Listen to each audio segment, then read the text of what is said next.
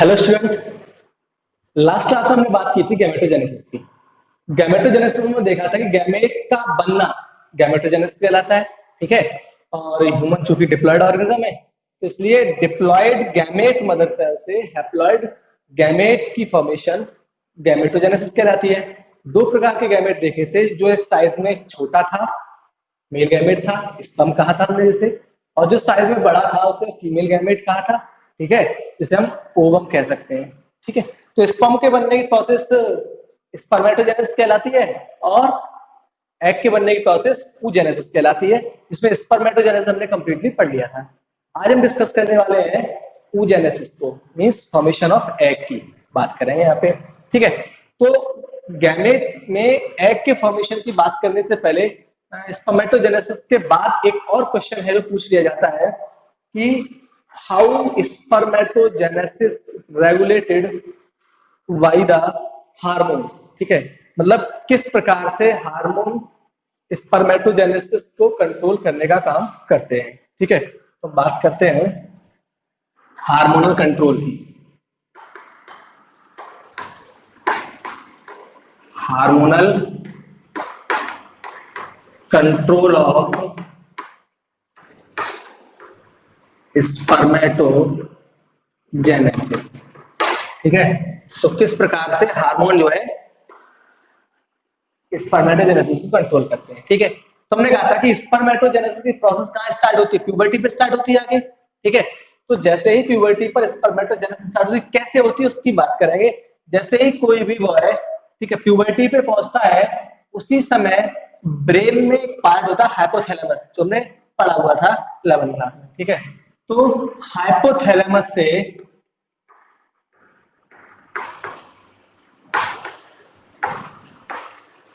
Hypothalamus से एक hormone release होता है GnRH। It means gonadotropin releasing hormone. Releasing hormone, ठीक है। ये हार्मोन कहां से रिलीज होता है? हाइपोथैलेमस से। और हाइपोथैलेमस से रिलीज होकर ये पिट्यूटरी पे स्ट्राइक करता है। ठीक है, और पिट्यूटरी के एंटीरियर पार्ट पर। ठीक है, तो एंटीरियर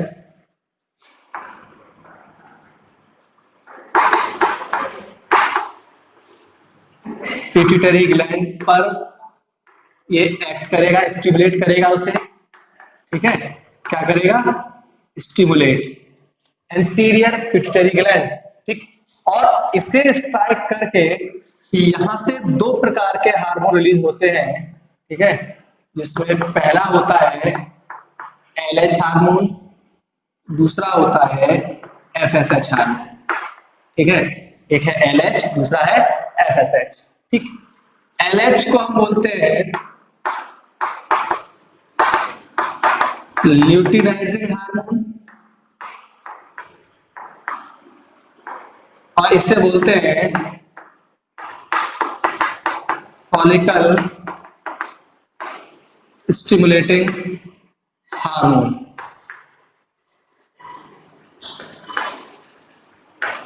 ठीक है, अब ये कहां से रिलीज हुए? पिट्यूटरी ग्लैंड से। ठीक है, ब्लड के थ्रू कहां पहुंचेंगे? टेस्टिस में पहुंचेंगे, और टेस्टिस में पहुंचकर जो LH हार्मोन है वो स्ट्राइक करता है जाके, स्टिमुलेट करता है जाके, ठीक है, लेडिक सेल्स को। ठीक है, और FSH वर्क करता है जाके सर्टोली सेल को।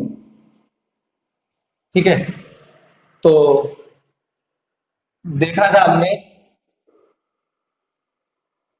कि लीडिंग सेल से क्या होता है, एक हार्मोन रिलीज होता है लीडिंग सेल से, इंटरस्टिशियल सेल्स में हम कहते हैं। ठीक है, टेस्टोस्टेरोन।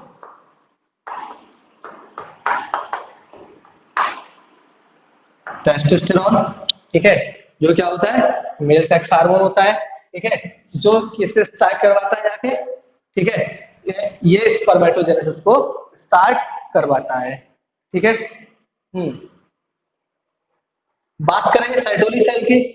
सर्टोली सेल से कुछ फैक्टर रिलीज होते हैं, जो फैक्टर रेस्पॉन्सिबल होते हैं, ठीक है, कह सकते हैं कि स्पर्मेटोजेनेसिस के लिए ये फैक्टर रेस्पॉन्सिबल होते हैं, ठीक है। तो हम लिख सकते हैं साइटोली सेल क्या करेंगे, टेस्टोस्टेरोन प्यूबर्टी पे स्टार्ट होंगे और ये स्ट्राइक करेंगे जाके साइटोली सेल पे, ठीक है।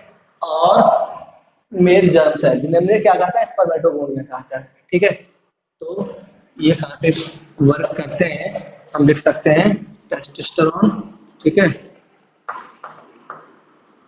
रिप्रोडक्टिव ऑर्गन है, प्राइमरी रिप्रोडक्टिव ऑर्गन है, तो वहां वर्क करेंगे, ठीक है, और प्रोसेस को स्टार्ट करवाएंगे, ठीक है।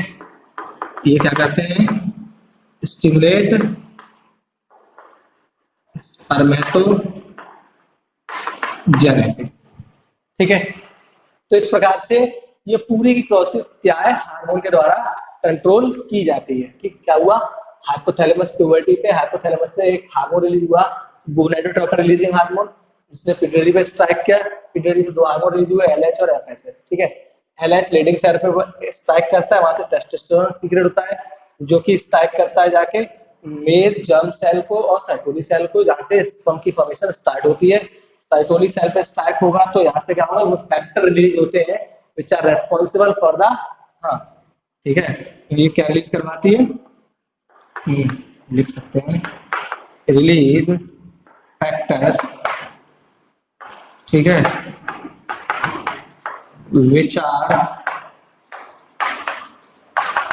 responsible for spermatogenesis,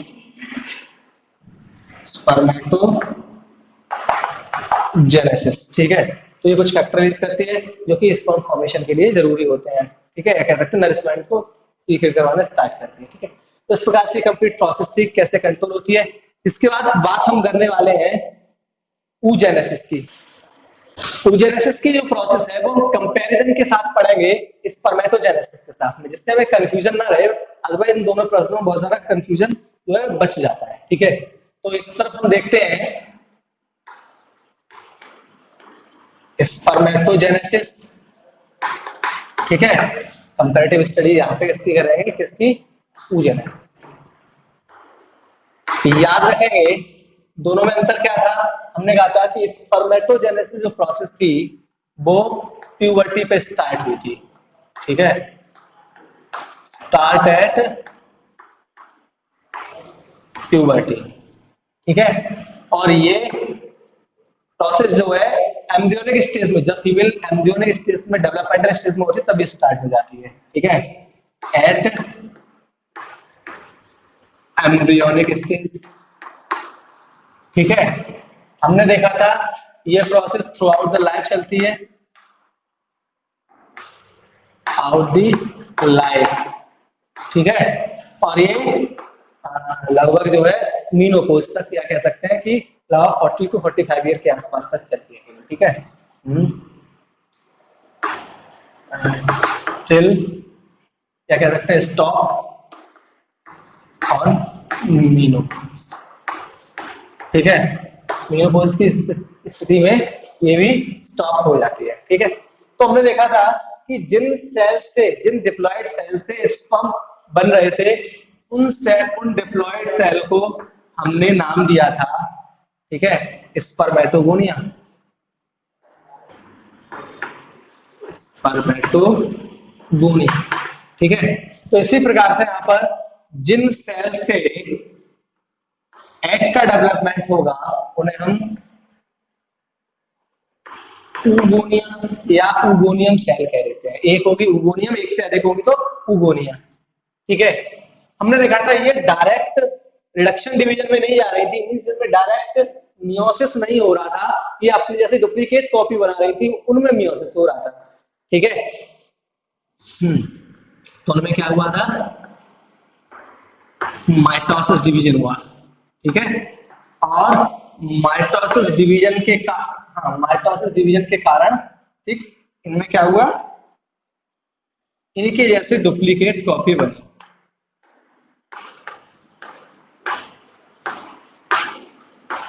ठीक है। हाँ, कौन सा हुआ था यहाँ पे? माइटोसिस। ठीक है।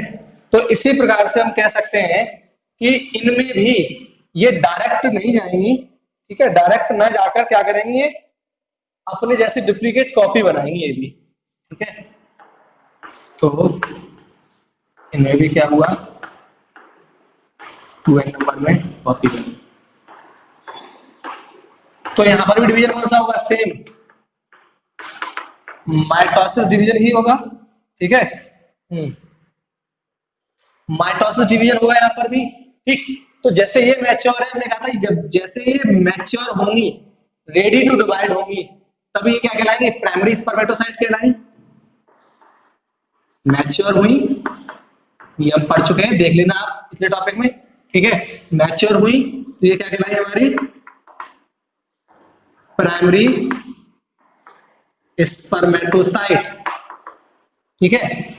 उसी प्रकार से जब ये सेल मैच्योर होंगी एंड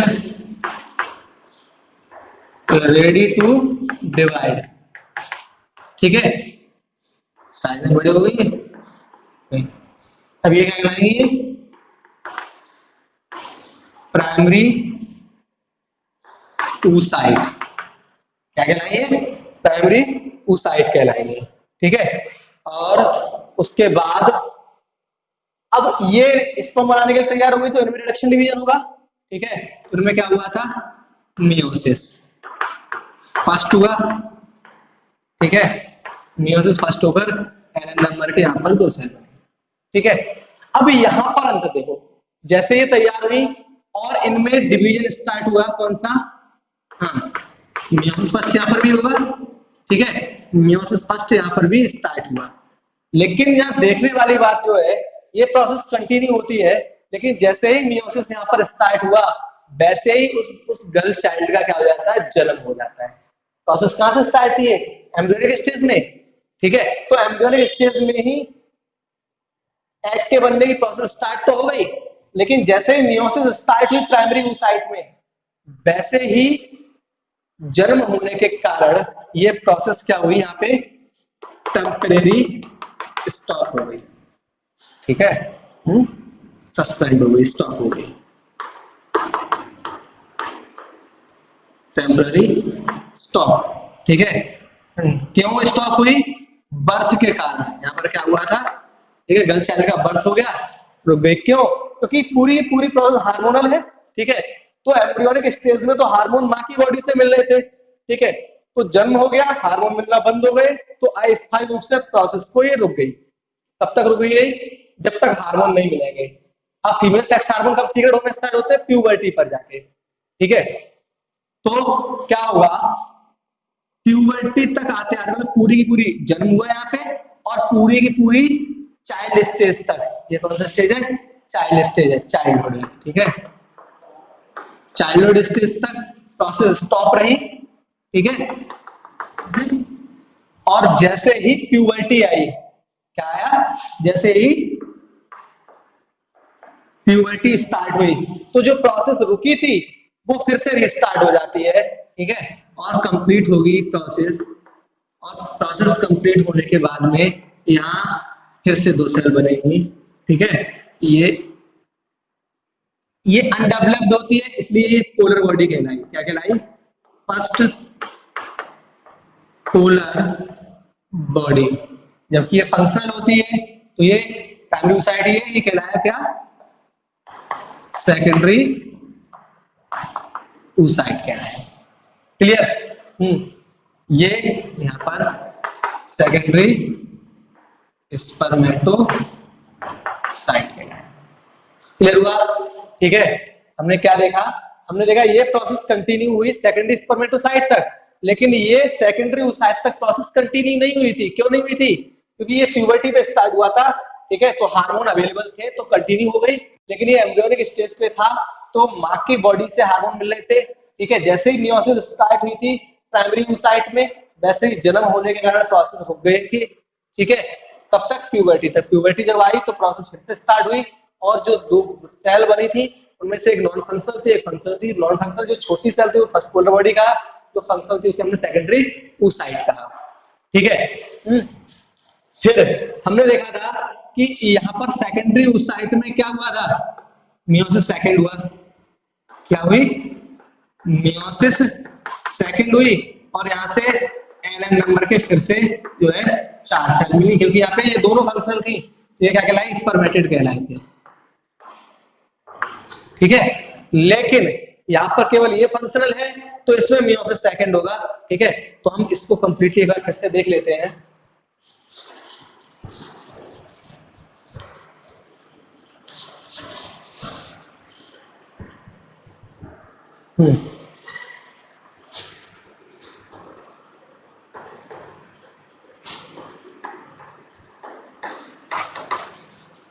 उगोनिया सेल थी, इन्होंने अपने नंबर बढ़ाए। ठीक है, रिवाइज करते जाओ, नंबर बढ़ाए, सेम सेल है, सेम नंबर ऑफ क्रोमोसोम है, तो ये प्रोसेस क्या कहलाए यहाँ पे, माइटोसिस। ठीक है, माइटोसिस से हुआ, इक्वल डिवीजन हुआ, तो एक अपनी उसकी जैसी कॉपी बनी, ये मैच्योर हुई। ठीक है, और जब ये तैयार हो जाएंगी डिवाइड करने के लिए, तो हमने देखा, ठीक है, तो ये क्या कहलाएंगी, यही ओवोनियम सेल प्राइमरी oocyte कहलाएंगी। ठीक है, प्राइमरी oocyte कहलाई। हमने देखा इनमें क्या हुआ, रिडक्शन डिवीजन स्टार्ट हुआ, और जैसे ही reduction division meiosis first start हुआ, ठीक है, वैसे ही क्या हो गया, जन्म हो गया। ठीक है, बर्थ होने के कारण अस्थायी रूप से प्रोसेस रुक गई थी। कब तक रुकी रही, चाइल्ड स्टेज तक रुकी रही। ठीक है, चाइल्ड स्टेज तक प्रोसेस रुकी रही। अब तक चाइल्डहुड तक। ठीक है, जब दोबारा प्यूबर्टी स्टार्ट हुई, फीमेल सेक्स हार्मोन मिलना स्टार्ट हुए बॉडी को, तो ये प्रोसेस जहां से रुकी थी वहीं से रीस्टार्ट हुई, और इसने क्या बनाई, फर्स्ट पोलर बॉडी और एक सेकेंडरी oocyte। ठीक है, तो ये तो नॉन फंक्शनल है, ये फंक्शनल है। ठीक है, तो यहाँ पर देखो दोनों सेल में मियोसिस सेकंड हुआ है, क्योंकि दोनों फंक्शनल थे, यहाँ पे यही केवल फंक्शनल है, तो इसमें क्या होगा, मियोसिस सेकंड होगा, और जब मियोसिस सेकंड होगा तो फिर से एक नॉन फंक्शनल बॉडी बनेगी, और फिर से एक फंक्शनल बनेगी। ठीक है, तो नॉन फंक्शनल थी वो क्या कहलाई, सेकंड पोलर बॉडी, और ये क्या कहलाई, एग सेल या ओवम सेल कहलाई। ठीक है, तो इस प्रकार से हमारी क्या हुई है, oogenesis की प्रोसेस कंप्लीट हुई। बस यहाँ पे कॉम्प्लेक्सिटी क्या है, क्योंकि ये एम्ब्रियोनिक स्टेज में स्टार्ट हो जाती है, इसलिए बर्थ के टाइम पे ये रुकती है प्रोसेस। ठीक है, कब तक रुकी रहती है, चाइल्ड स्टेज तक रुकी रहती है, प्यूबर्टी स्टार्ट होती है, फिर तो वहीं से रीस्टार्ट हो जाती है। ठीक है, तो ये तो थी हमारी oogenesis, इंपॉर्टेंट क्वेश्चन है, बहुत ज्यादा पूछा जाता है ये। ठीक है, अब यहाँ पर इस दौरान होने वाले चेंजेस देख लेते हैं, जो कि मेंस्ट्रुअल साइकिल में बहुत ज्यादा अंडरस्टैंडिंग पार्ट होगा हमारा। ठीक है, तो उस पार्ट को देख लेते हैं जो यहाँ से आगे काम में आने वाला है।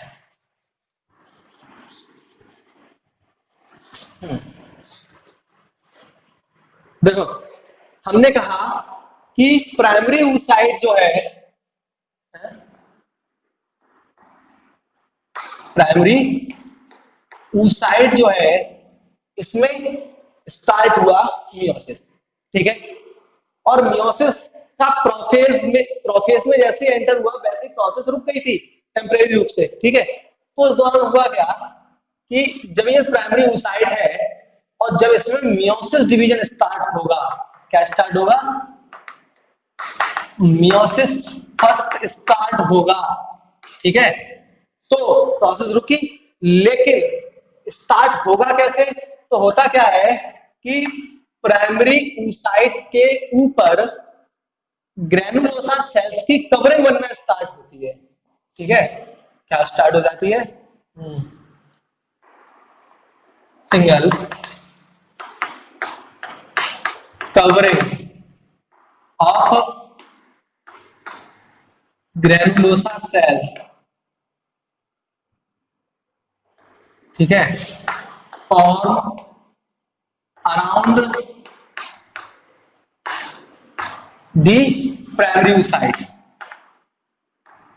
प्राइमरी oocyte, जैसे ही प्राइमरी oocyte के चारों ओर क्या बनना स्टार्ट होती है, ग्रैनुलोसा सेल्स की कवरिंग बनना स्टार्ट होती है। ठीक है, तो जब कवरिंग बनने के बाद में वो स्ट्रक्चर कहलाया क्या, then structure called primary follicle. क्या कहलाया वो, प्राइमरी फॉलिकल कहलाया।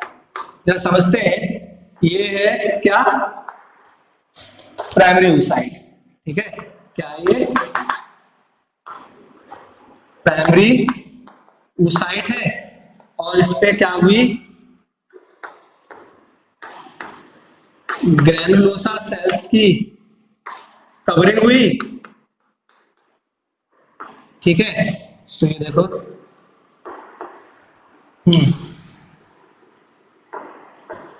मान लीजिए कवरिंग फॉर्म हुई इसके चारों तरफ। ठीक है, तो जो स्ट्रक्चर बना ये क्या कहलाया, प्राइमरी फॉलिकल।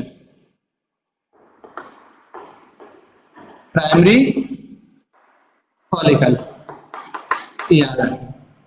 ठीक है, तो प्राइमरी फॉलिकल बने थे, इसी दौरान प्रोसेस टेम्पररी रूप से स्टॉप हुई थी। मतलब मियोसिस हुआ था तो एक्चुअल वो प्राइमरी oocyte नहीं था, वो क्या था, जब उसमें ये प्रोसेस स्टॉप हुई वो प्राइमरी फॉलिकल था। ठीक है, तो हम लिख सकते हैं इसी स्टेज पर, ठीक है, ये वही स्टेज है जहां पर क्या हुआ था, मियोसिस फर्स्ट, ठीक है, टेम्पररी स्टॉप हुई थी। ठीक है, कब तक स्टॉप रही वो, चाइल्ड स्टेज तक। ठीक है, तो इस दौरान, ठीक है, लिख सकते हैं, जन्म हो गया था, ठीक है, बर्थ से लेकर प्यूबर्टी आते आते हजारों की संख्या में प्राइमरी फॉलिकल नष्ट हो चुके होते हैं। ठीक है, प्राइमरी फॉलिकल बन चुके होते हैं। ठीक है, तो लिख सकते हैं, क्या,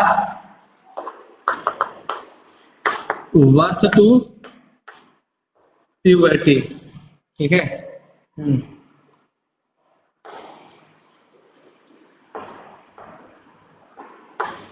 लार्ज नंबर ऑफ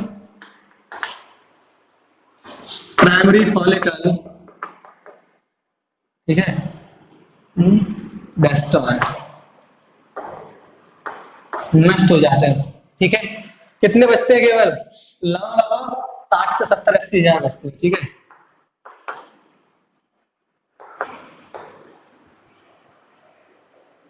7 to 80,000, ठीक है, बचते हैं प्राइमरी फॉलिकल। रिमेन्स, इतने बच्चे केवल। ठीक है, तो यहां से आगे का डेवलपमेंट अब स्टार्ट होगा। प्राइमरी फॉलिकल बन चुका यहां तक। ठीक है, प्राइमरी फॉलिकल में ये मियोसिस फर्स्ट स्टार्ट हुआ था। ठीक है, तो मैं यहां शो कर देता हूं फिगर में, इसी फिगर में। ठीक है, ये प्राइमरी फॉलिकल आते आते क्या हुआ था,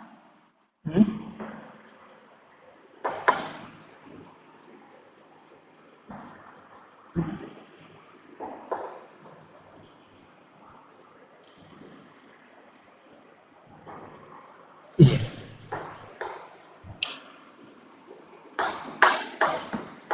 एक्चुअली ये समझाने के लिए मैंने बना दिया है। ठीक है, ये मेन फिगर में इंक्लूड मत करना, ये मैंने पढ़ा चुका, oogenesis तो पढ़ा चुका, लेकिन इस दौरान जो होने वाले चेंजेस हैं उनका डिस्कस कर रहा हूँ, फिगर से समझाने की कोशिश कर रहा हूँ आप लोगों को। ठीक है, तो ये क्या है हमारा प्राइमरी फॉलिकल। ठीक है, हाँ, अब प्यूबर्टी आई। प्यूबर्टी आने पर ये प्रोसेस रीस्टार्ट होगी यहीं से जहां से रुकी थी प्रोसेस, प्राइमरी फॉलिकल पे स्टॉप हो गई थी, तो यहां से प्राइमरी फॉलिकल से स्टार्ट होगी। ठीक है, तो ये प्रोसेस यहीं से रीस्टार्ट होगी प्राइमरी फॉलिकल से। ठीक है, प्राइमरी फॉलिकल से स्टार्ट होगी कैसे स्टार्ट होगी, आगे इसमें होगा क्या, सेम वही, ठीक है।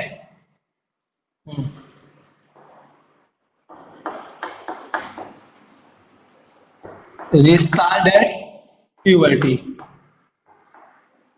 प्यूबर्टी पे रिस्टार्ट होगी और इनके ऊपर ग्रेनुलोसा सेल्स की और कवरिंग बनना स्टार्ट हो जाएगी, ठीक है। मतलब जो प्रोसेस रुकी हुई थी वो फिर से रिस्टार्ट हो गई, और रिस्टार्ट हुई तो प्राइमरी फॉलिकल के ऊपर एक और ग्रेनुलोसा सेल्स की दूसरी कवरिंग चढ़ेगी, ठीक है। तो जब दूसरी कवरिंग चढ़ जाएगी तो ये क्या कहलाएगी, सेकेंडरी फॉलिकल। याद रखना, ऊपर कवरिंग भी बन रही है, ठीक है, और अंदर मियोसिस फर्स्ट भी स्टार्ट हो चुका है, सेल डिवीजन भी अंदर स्टार्ट हो चुका है। समझ लेते हैं, एक लेयर ये थी, एक ये और बन गई। जब ये एक लेयर और बन गई तो ये क्या कहलाई है, ये कहलाई सेकेंडरी फॉलिकल, ठीक है। सेकेंडरी फॉलिकल एक और कवरिंग बनेगी, ठीक है। सेकेंडरी फॉलिकल से एक ऊपर एक और कवरिंग बनेगी, क्या कहलाएगी वो, टर्चरी फॉलिकल, ठीक है। मैं ऐसे दिखा देता हूं, एक कवरिंग ये थी, एक ये थी, और एक और बन गई, ठीक है। तीन कवरिंग बन गई, तीन कवरिंग बनते ही क्या कहलाएंगे, टर्चरी फॉलिकल, ठीक है। ये सारी प्रोसेस यहीं से स्टार्ट हुई, ठीक है। प्राइमरी फॉलिकल से secondary follicle, secondary follicle tertiary follicle, ठीक है। टर्चरी फॉलिकल के अंदर क्या होता है, ये जो सेल डिवीजन है अंदर, जो अंदर क्या था प्राइमरी साइड है, उसका मियोसिस फर्स्ट कंप्लीट हो जाता है, उसके अंदर दो सेल बनती हैं जो हमने देखा था, एक ये बनी और एक ये बनी, ठीक है। तो इसके अंदर दो सेल बनेंगी, ठीक। तो हम यहाँ देखने की कोशिश करते हैं फिगर से।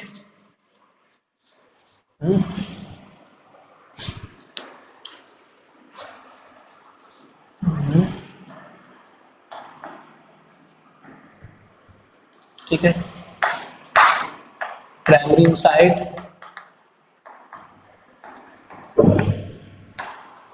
इसके ऊपर एक कवरिंग बनी, क्या कहलाया ये, प्राइमरी फॉलिकल,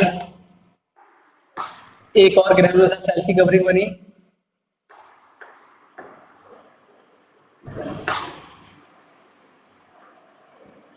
क्या कहलाया, सेकेंडरी फॉलिकल, एक और कवरिंग बनी,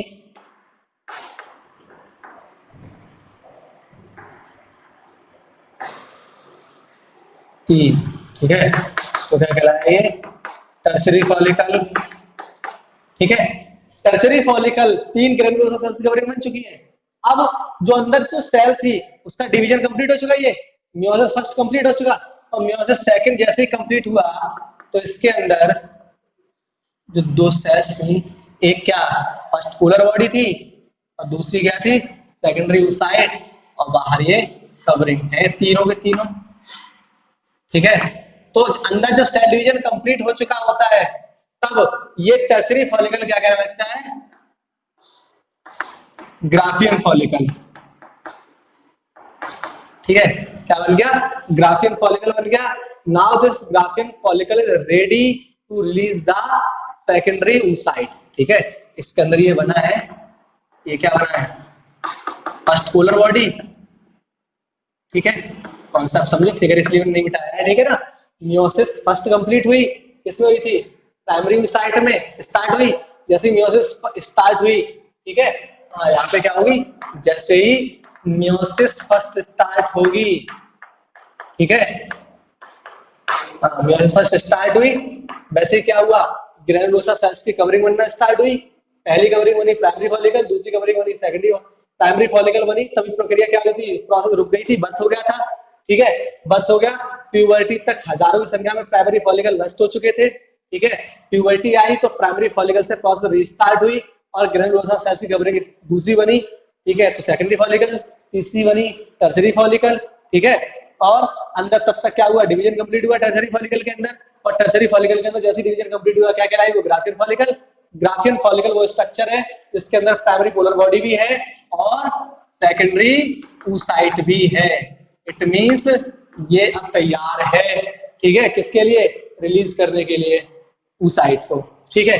अब क्या होगा, सेकेंडरी oocyte, अब ये रप्चर होगा ग्राफियन फॉलिकल, ठीक है।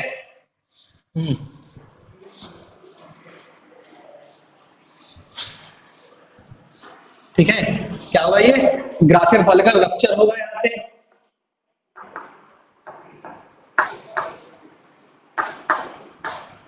फट गया ये, ठीक है, एंड रिलीज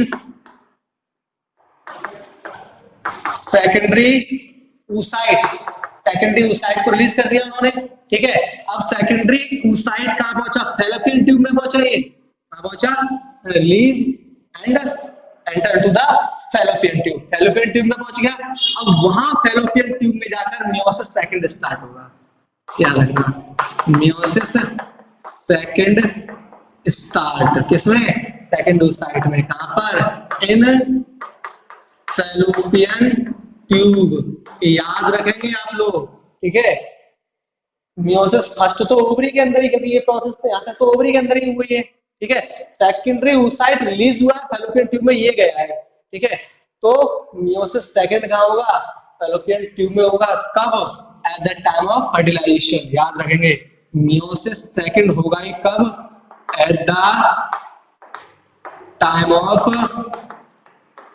फर्टिलाइजेशन। इसका मतलब अगर फर्टिलाइजेशन नहीं हुआ, ठीक है, तो सेकेंडरी oocyte ही नष्ट हो जाएगा, ठीक है, इसमें मियोसिस सेकंड नहीं होगा, एग नहीं बनेगा। एक्चुअल में जो हम कहते थे कि ओवरी से एग रिलीज होता है, ठीक है, तो ओवरी से एग रिलीज नहीं होता, ओवरी से सेकेंडरी oocyte ही रिलीज होता है, ठीक है। एग कब बनता है, फर्टिलाइजेशन जब होगा तब मियोसिस सेकंड होगा, और जब मियोसिस सेकंड होगा, ठीक है, तब उससे क्या बनेगी, सेकंड पोलर बॉडी बनेगी, और क्या बनेगा, एग बनेगा जाके, ठीक है।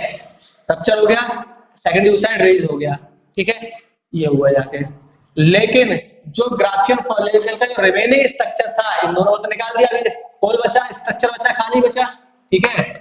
तो जो रिमेनिंग स्ट्रक्चर है, ठीक है, याद रखेंगे, कॉल्ड कॉर्पस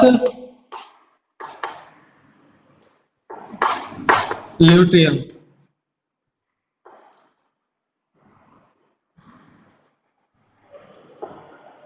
ल्यूटियम, ठीक है, इंपोर्टेंट स्ट्रक्चर है, काम बहुत ज्यादा है आगे, कॉर्पस ल्यूटियम, ठीक है। तो ये स्ट्रक्चर जो कि रिलीज करता है फीमेल सेक्स हार्मोन प्रोजेस्टेरोन को,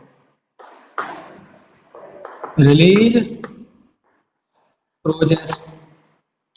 प्रोजेस्टेरोन,